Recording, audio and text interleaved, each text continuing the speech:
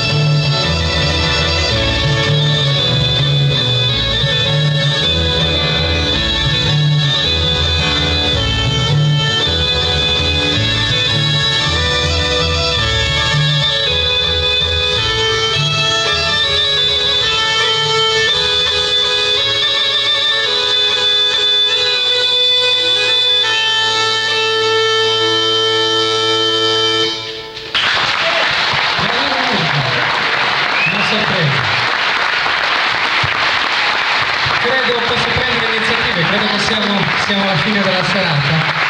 Ho visto che lei ha cantato, state. tutte canzoni di Maria Carta, e visto che Emmas, ho imparato, conoscendolo quest'anno, sono molto grato a Gesuino di avermi invitato, che è anche un laboratorio di musica, ed è qui che si può sperimentare, anche perché non si è in tanti, e poi in queste occasioni forse vengono fuori delle cose particolari. Ho chiesto a Gavino se mi accompagnava in un avventuroso Stabat Mater, è lo Stabat che scrisse Maria Carta in sardo, praticamente un gozos cantato come ringraziamo Gabriella Cambarau, che in precedenza con Riccardo Floris ed Eugenio Azzeni ci ha ricordato appunto Maria Carta. Grazie ancora anche al gruppo di Gabriella Cambarau.